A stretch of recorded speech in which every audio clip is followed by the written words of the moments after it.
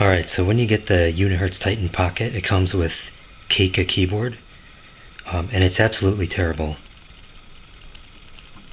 It's just not very good.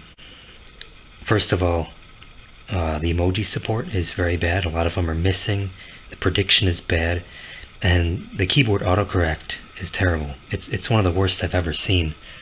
So for example, if you want to do a lowercase I, it doesn't even autocorrect that to a capital in the middle of a sentence. The reason we want to use Swiftkey instead of other Android keyboards is that Swiftkey has the best support that I know of for physical keyboards and still maintains their shortcuts and allows you to disable a virtual keyboard and still have the autocorrect bar on the screen. So you're going to want to download this.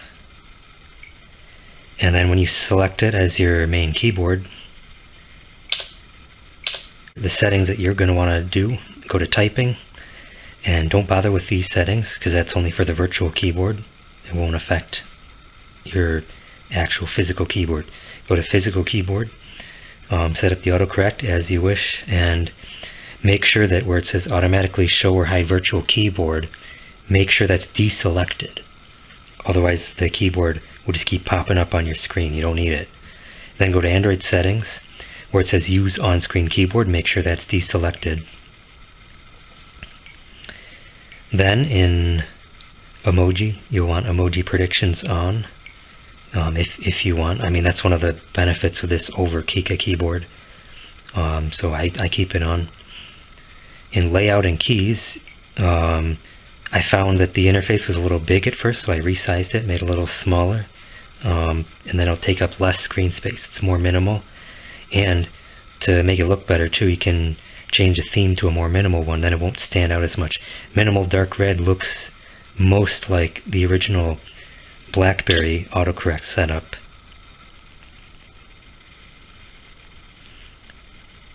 But you can adjust that how you want.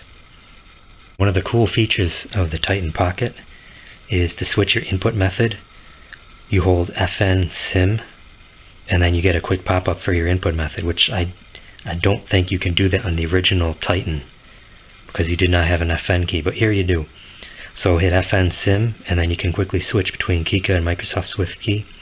And you always want to make sure virtual keyboard is off when you use Swiftkey. So while your Control A works, Control X for cut, paste, copy. The difference is your redo button. So Control Z undos, but redo instead of Control Y, it's going to be Control Shift Z, which is a little bit more finicky. Alright, so to demonstrate Microsoft Swiftkey on the Titan Pocket when it's set up correctly, you should have full emoji prediction support. So if you want to put a hand, for example, there you go, hand. It's right there in the emoji prediction bar. Hold it and you can pick a skin tone, so there you can be black if you want, or whatever you want to be. One disadvantage of using Swiftkey is that if you want to capitalize a letter in the middle of a sentence and it's not automatically going to autocorrect it, you do have to use the shift button. You're not able to just hold the key, because if you just hold the key, it's going to pop up some weird like foreign character thing. Maybe that's useful to some people, but it's not useful to me. It is easy to adjust to it. I actually, once I adjusted to it, I found it to be more natural and a little quicker than holding the button.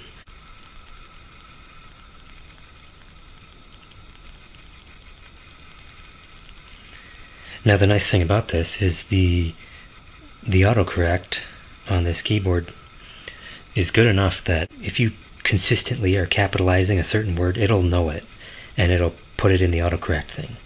And you can always remove an autocorrect option. It's just a lot better than Kika keyboard, so definitely worth it. If you do consistently capitalize like a certain word or something, autocorrect, it'll catch on to that. So you'll find that you'll have to use that shift button less and less. So there you have it. The reasons we want Swiftkey over Kika: you get better emoji prediction and also support for color selection of emojis. Autocorrect is way better and it's more customizable. And you also have interface options. You can change the color and the size of it. You can reduce it down to a very small portion of your screen space. Much nicer looking than Kika keyboard.